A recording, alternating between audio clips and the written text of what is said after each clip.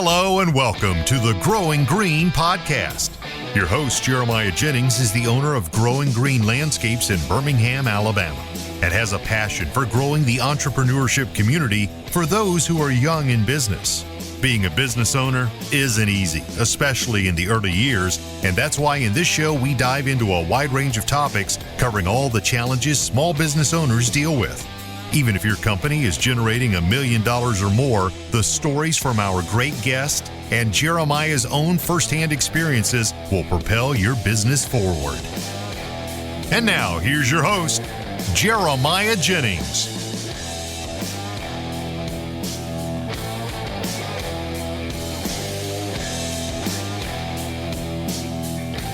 I got a 7:30 with Kristen.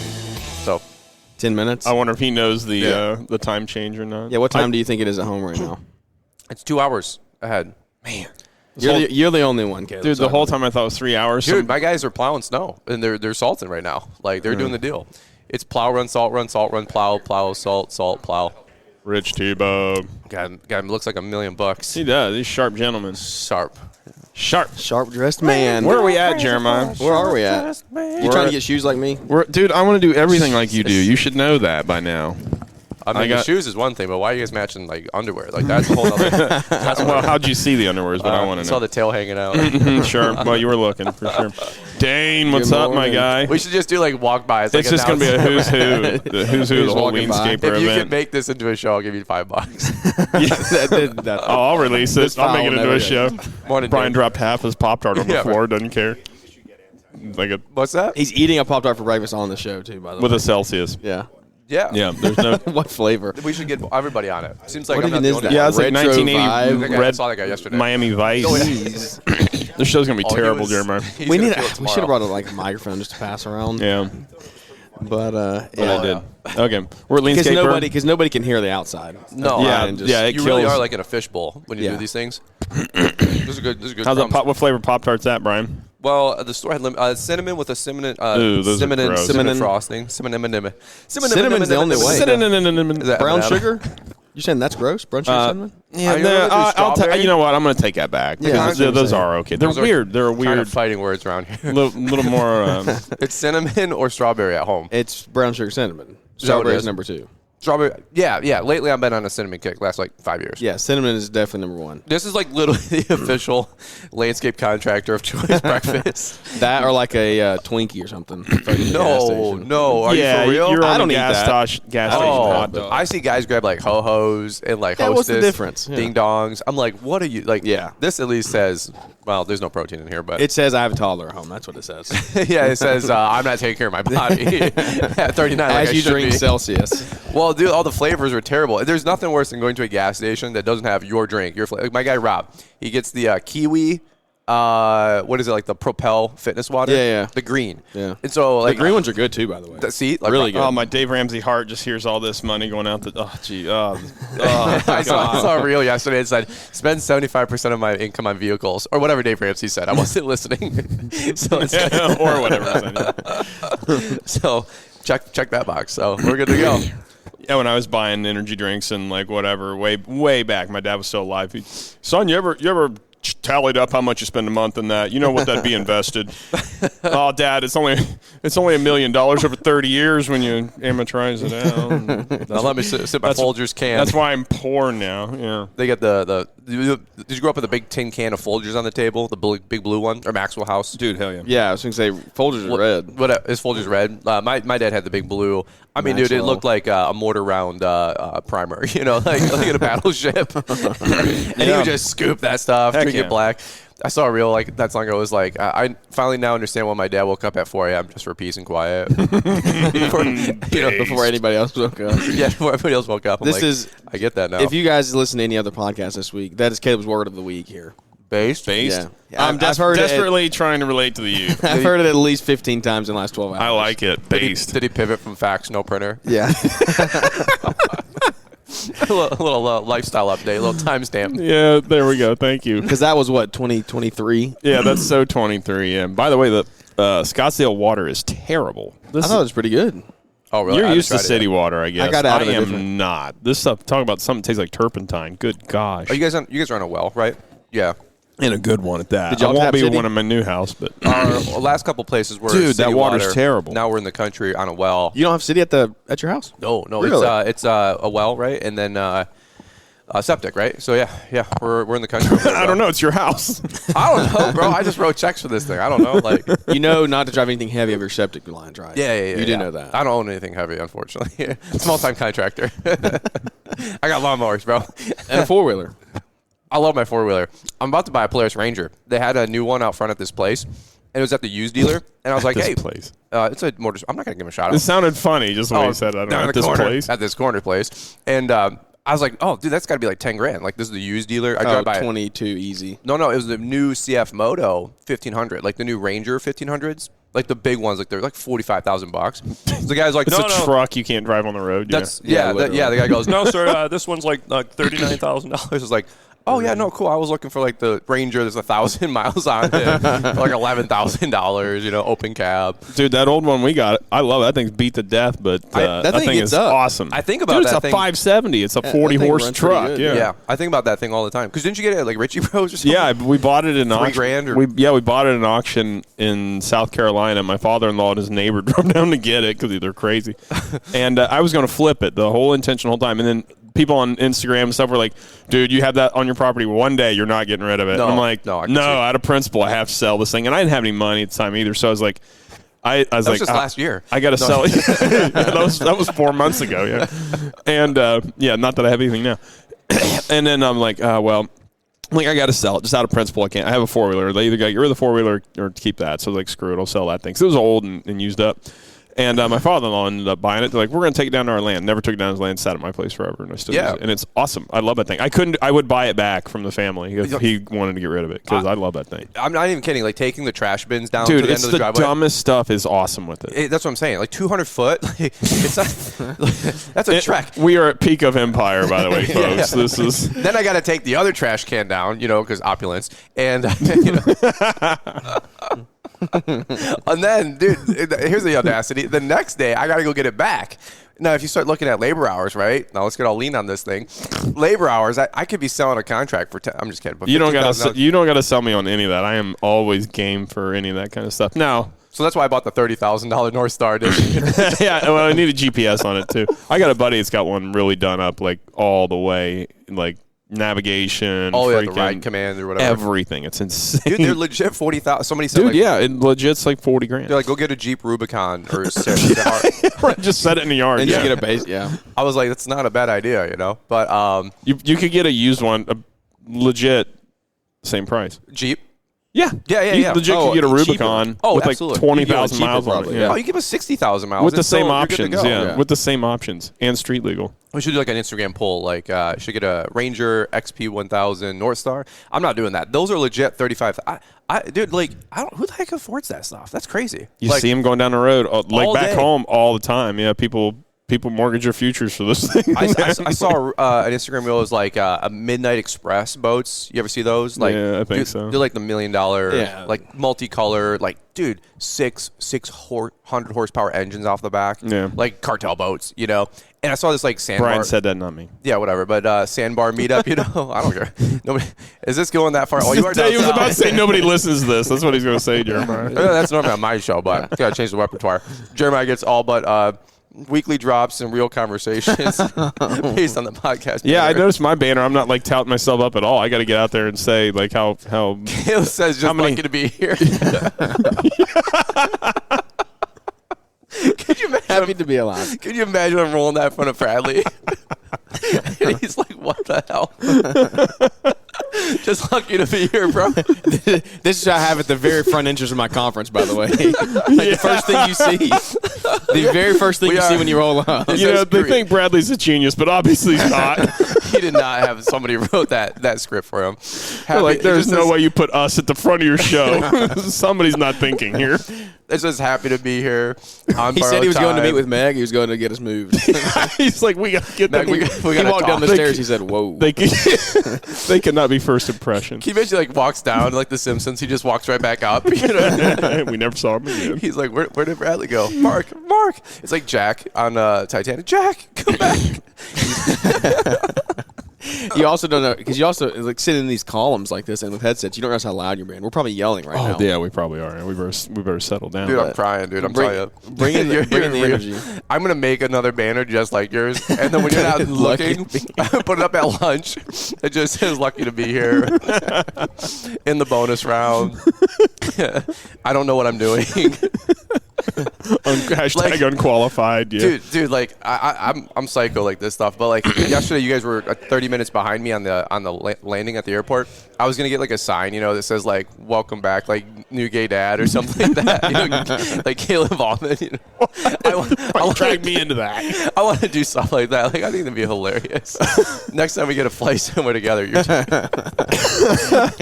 are, as the kids say, cooked. You're cooked. Oh man, my kids are saying that all the time. Drives me crazy. Based and cooked. Yeah, I mean, I'm saving that one for a couple years from now. Yeah, you're gonna roll cooked. it out in 27, 28. Yeah. On those trends, bro. Once I expire based out, You got guys doing snow? Yeah, dude. This whole winter hasn't turned off. Literally, we have not had it turned on early too. Nonstop, dude. End of November, we didn't even finish up all of our cleanups. I mean, the season hasn't stopped, dude. I mean, my guys are getting pounded to death. I'm getting pounded to death. It's been crazy. Salt run, plow run, salt, plow, salt, plow. I mean, it's like I was joking, and I came up with this own analogy against myself because I was complaining to somebody, and I was like, yeah, I know it could sound like, hey, like, didn't you sign up for that? You know what I mean? Like, that's like, but I'm also like, yeah, it's like the lifeguard at your pool jumping into the pool every hour. Like, that's not like the goal. He never gets time to sit down. Yeah, like, the goal is like that guy jumps in like maybe once a day, once a week. Okay, like, he's there to like just kind of touch things up. You know what I mean? And, and again, I'm all about a regular winter season, but, dude, we're at like 27, 28 salt runs. Some of my peers are at like 30, 35 salt runs. You know what I mean? Like, more servicing. They got tougher properties, apartments or something, let's say, where they just need nonstop salt. But, dude, I mean, good for revenue. All of our contracts, half of our contracts are 10 and 25 salt runs, and the other half are 10 plow, 35 salt runs. And what do you got right now? 27. So all mine just reverted back on Saturday morning to per visit price for the salt. And they're about to exhaust their plowing, too. So that's all new plow money, all new salt money for half of my route. And the other ones, like, so in other words, folks, spring landscape budgets are shot. Exactly. Enhanced work, gone. Yeah, my work, history. Oh, dude, I feel for the customers, too. We're not trying to bleed anybody out. But one thing is I locked in a bunch of pre-buy on my salt at $86 a ton. Market rate right now is like $250 to $300 a ton applied. So I'm still honoring, like, my proposed price for salt, but man, like as soon as my pre-buy is done, dude, then it's all I don't even know, dude. It's gonna be crazy. Yeah. Like now I'm gonna be like, hey, customer, you were paying $180 an app, now it's $300. You do that 3 times in a day and they get a $900 bill, right? Like, dude, that's the whole. You're gonna get phone calls. You're gonna get phone calls. So no phone calls yet. Everybody's been really cool. I sent out a really good email. Had chat help me build it, and threw it through a bunch of. Language that I wanted it to say. Very professional email. Dude, it's crazy. It's new territory, but revenue is up like crazy, and hopefully profit to boot as we start, seeing what we have here once the dust settles. Are you supposed to be podcasting 2 minutes ago? She's not over there. She's not here just yet? No. As soon as Kristen gets here, yeah, I'm dude, I saw her. She's over there. Is she really? Yeah, she just went around the corner. Oh, cool. Well, yeah. Well, Fullerton Unfiltered, shout out. No, look at this. All right, here we go, folks. Let's cut that mic. Plug it into one that works. Let's continue this. Brian's unplugging from the board at the moment. All he's got to take is, I thought you were going to patch it into one that's actually live. Hey, don't worry about that mess, Brian. Wait, before you leave, look at the mess Brian made on your table. There's what are we doing here? Dude, that's why I ate breakfast on my lap because I didn't want to make your table filthy. And look at what Brian did to it. Just destroyed this place. Pop-Tart crumbs everywhere. on the monthly... He's walking around still talking like he's on a show. It's not a wireless mic, Brian. This guy, he is happy to talk. Do you think they will talk back? You may know Snow. So when it goes to per push like that, is their monthly rate up, or does that continue? That I'm over my skis there. Yeah, I don't know how that works. Well, if it's not prepaid, like say they're paying like fixed rate monthly, does that fixed rate monthly continue through March or whatever?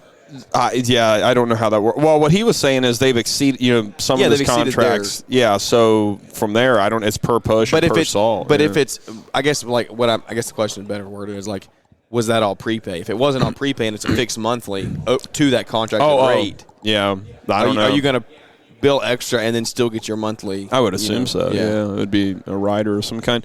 Yeah, that's a world when I hear Brian talk about the revenue, we've turned no revenue in the last 4 weeks. Well, nothing to speak of.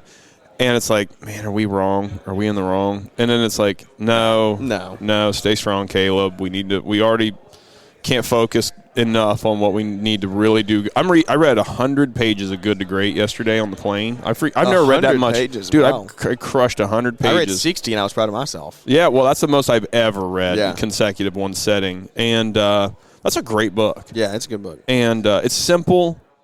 And really, ultimately, it's a couple of things that was stuck is just is that him there? Yeah. Okay, cool. Implant that in your memory. Gotcha. Yep, cool. Name tag matches and everything. Perfect. I'm interviewing Jerry Schill here in a little bit of Schill Ground. Let me do this real quick here. Okay. I don't remember where we're at, but anyways, we got interrupted there. Yeah, with ever so pleasantly. Yeah, it was by it was a good interruption. Guy I'm interviewing here for since Brian did it for the Kid Contractor podcast. You couldn't hit mute fast enough, could you? But Jerry Schill there, Schill. I thought it was Schill Grounds Maintenance, but it's Schill Landscaping, and they're acquiring company, just all sorts of crazy stuff and whatever. So that's going to be fun. Very large company. That's probably your highest. It's got to be your biggest landscape company you've ever interviewed. No, I interviewed. The Godfather in Chicago. Oh my gosh, he's Marty Grunder's good friend. Frank Mariani. Good Lord, Frank Mariani. He's like, I don't know, in the hundreds of millions of revenue or something. It's crazy. Yeah. Mariani's enormous. So what's the name of their company? It was Mariani Associates or something like that. And yeah, Frank is a legend. They were one of my college professors, Dick Ansley, was talking about Mariani in Chicago when I was in college 25 years ago. Man, I can't believe it's that long ago. That's crazy. But yeah, Frank was awesome, and it's one of those people talk about like don't use your names in your companies and stuff. But then you start looking like some of the largest companies out there. They're all name based. Dude, there's a ton of them that are. Grunder, Schill, right? Mariani, I think Brickman at one point. All the and that's I wrestle with it. It resonates with somebody. Yeah, we're on the cusp of trying to figure out our company Almond Landscape we think is doing disservice to what we're trying to do as a company. Yeah, the now, landscape is probably holding you back. Which is funny because we were pivoted to that. We thought, that it's all encompassing. That's the whole thing. And now it's man, what do we go to Almond Outdoor Design, Almond Outdoors, Almond? You know what I mean? We're trying to figure out. Did you ever? I don't want a total rebrand. I've heard you talk about Almond Environmental. Is that an actual LLC or is that just a DBA? Yeah, DBA we were using when we were getting into the commercial stormwater work world because you'd call a supplier in Cleveland that doesn't know. You know what I mean? Locally, people know us and respect us, Jeremy. But they know who we are and they know we're legit. But you call out of town hi, I'm Almond Landscape and I need 10 yards of concrete. At Walmart. They're yeah, okay, kid, whatever. Right? They don't respect or understand. And so that's where our Almond Environmental came from. It is wild though the different level of treatment you get when you're landscaper. Needing a 10-ton hoe, okay, or a 15-ton hoe. You pull environmental in there though. Yeah, and then it's like a different animal all of a sudden. It's frustrating, but it is what it is. We've shot ourselves in the foot as an industry, totally. 100%. To that level. So whatever, but yeah. So we're kind of in the throes of that, trying to figure out what the right move is because a rebrand is not, and it's not really a rebrand per se, but it's just wording. Just trying to figure that out. I don't know. Landscapes doesn't scream $150,000, $200,000, $300,000 pools. Unfortunately, it doesn't. Yeah, and it's or just outdoor environments. Yeah, I like etches. Etch Outdoor. Yeah, that's pretty good. Etch is good. There was a company, Joel Corte in Columbus, Ohio, a company I really looked up to way back in the day that was called Urban Environments. And I love that name. UEI, people are working for UEI, whatever. I always thought that was the coolest name, Urban Environment, so I thought I always liked that. Well, is that considered an acronym, UEI? Yeah. Yeah. So I love a good acronym. Anything that I can shorten down. We're our company's just getting to where people are calling us Almond, which is cool because I think that's interesting brand. And maybe that is just maybe we just go solely that corporation, Michaels Corporation, they build $100 million infrastructure projects, it's just Michael's. Like, people see that red lettering on the on anything and everything, and they just know, right? And so it's like, I don't know if we could achieve that in our own little world of like, it's just Almond, just their pools and outdoor living, and like also they've got such awesome staff, they can handle like a $100,000 storm project. I don't think it's impossible. Yeah, I mean, you just have to build the brand around it. Like, it's just like when I read Story Brand, building a story brand, which is a great read too. Like,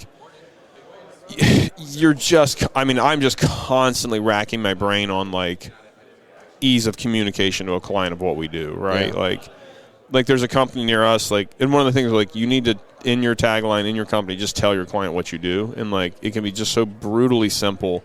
Like there's a company around us, it's like Basement Bob or something. It's like, we fix wet basements. Yeah, it's like, dude, how much better could that be, right? Like, to just communicate immediately, we fix a problem. I wonder how many more pool jobs you would get if you were like, Almond Outdoor, we set pools. Like, right, pool living or like whatever. And it stinks because we only want to be known. I think it's just something that takes time to get known and get confident, because we don't sweat that now with retaining walls.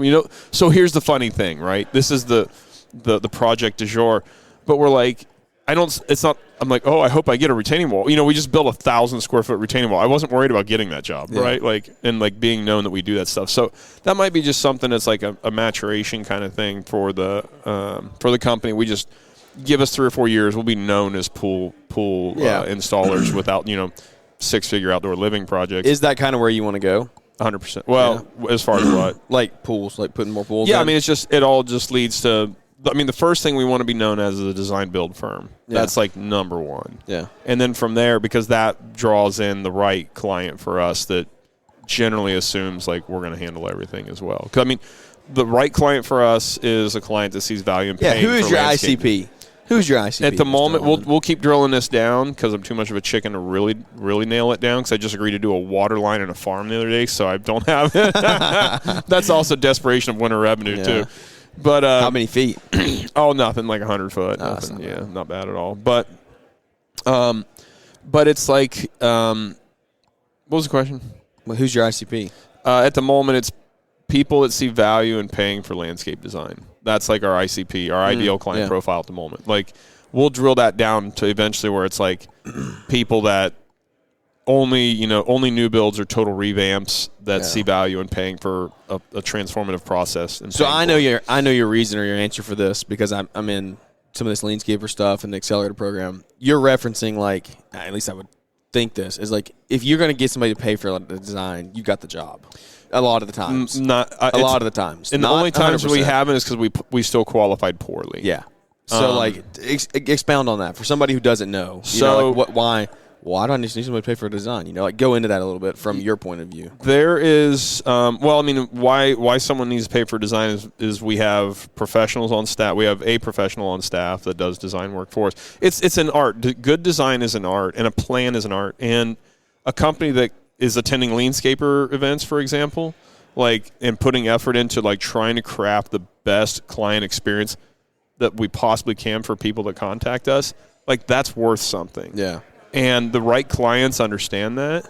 And when I say the right clients, it's the right clients, the more sophisticated buyers that they see value in paying for an architect to design their home, right? Like, or they see value and they understand why they should be paying a financial advisor to, retire them wealthy. Yeah. Like, they just like we at our level understand, like, I pay for coaching. I pay for, I'm happy to pay a guy to teach me how to fly fish. I'm happy to pay a snowmobile enthusiast tell me how to ride better. Like, I understand that there is value in paying for experience. And so, like, that's when we realize that's the right client for us that generally leads into, like, really big projects.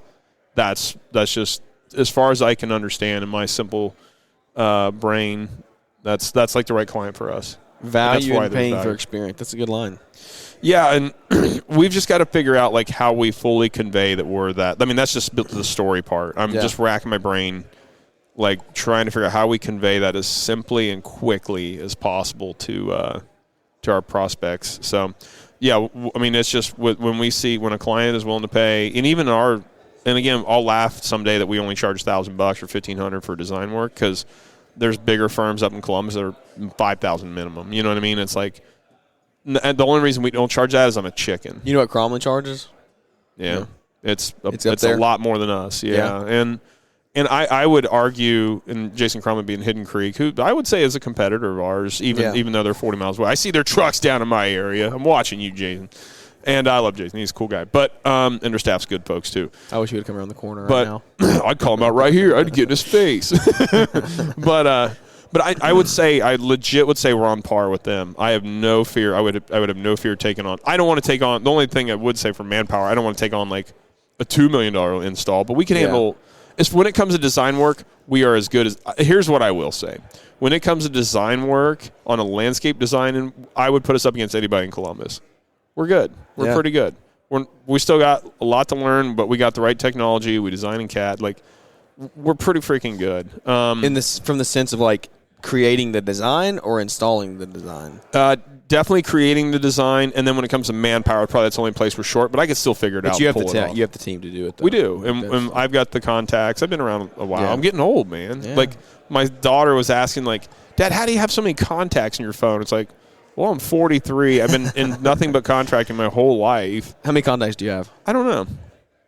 How do I know that? You can look pretty quick. Can I? Yeah. You might have more than I, and then I'm going to look silly. That little green button there. On contacts? With the phone. Just go to your phone like you're going to call somebody. Okay. And then go to the middle button, contacts there. Oh, look at that. And then back out of the arrow at the top. Okay. It should tell you. Jeez. 1,800? Oh, you got me beat by a little bit. I got 1,274. Yeah, look at you, contractor Bob.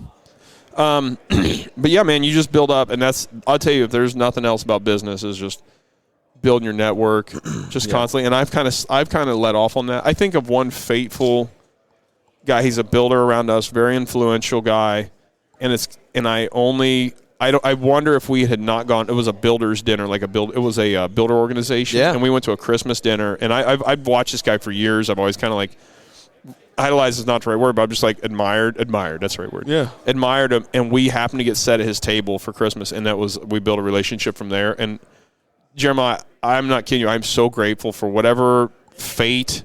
But I mean, we didn't have to take. Here's the thing with this stuff, folks. Like, you have to pour everything in.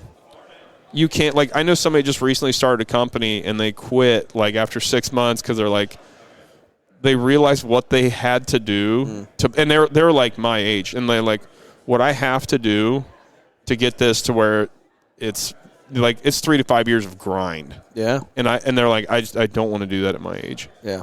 And it's it's taking your evenings and going to builders dinners, and it's taking and it's that harder I look, which is harder I work, luckier I get kind of thing. Yeah.